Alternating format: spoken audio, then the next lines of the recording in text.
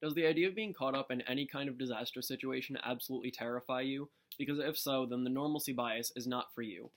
Normalcy bias is what happens when someone underestimates or completely disregards the idea of a tragedy happening to them or a disaster simply because they think that it would never happen to them.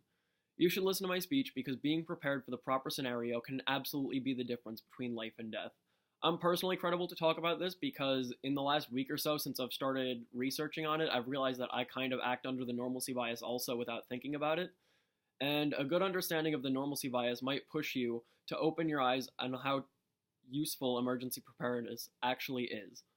I'm going to talk about in this speech my own experiences with the normalcy bias, natural disasters, and also what the listener can do to help prepare themselves for emergency situations better. First, I'm going to talk about my own personal experiences. This last Monday, right after I'd actually started reading about it, I started driving to my friend's house and it was thunderstorming out and I got a flash flood warning on my phone. It started blaring off and I kind of immediately just brushed it off and put my phone down and started ignoring it. But then right after I remembered that I was reading about how people don't prepare because they think that things won't happen to them. And I remembered that a few weeks before that, I'd been driving to the same friend's house in a similar thunderstorm kind of situation. And when I passed a lake on the way there, it had completely flooded over. So, remembering that, I decided to change my route and drive a different way so I wouldn't get caught up in any kind of traffic or anything like that. That's actually not a kind of like a dangerous situation, but it did help me to be more prepared for it.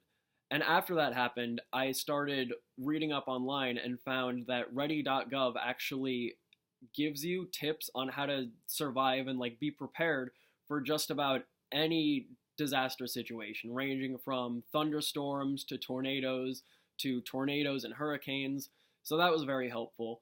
Another situation that I actually found myself in was when Hurricane Sandy happened a few weeks ago. My family had done nothing to prepare for it, and the morning after, we woke up to someone literally canoeing from house to house, warning the people of what was going on because it had been flooded over so bad. Now that I've discussed my experiences, I'm going to up the scale a little bit and start talking about global natural disasters.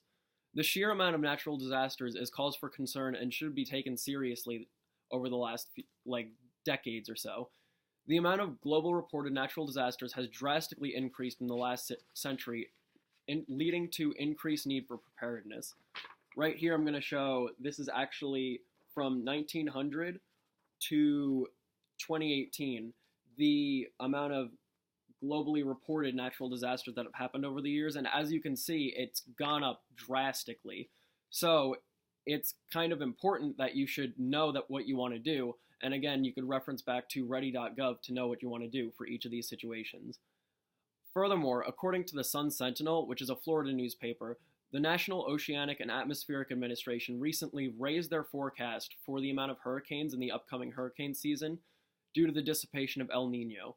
El Nino, I'm not really sure what it is, to be honest with you, because every explanation I found for it was very scientific, but it was basically a kind of weather formation that would guard Florida from being hit by hurricanes because it would make them dissipate before it even got there. But apparently it didn't come up this year, so Florida is going to have a worse hurricane season. It's going to have at least 1 to 2 more major hurricanes predicted by the National Oceanic and Atmospheric Administration. Now that we know all this, I'm going to talk about what you personally can do about it.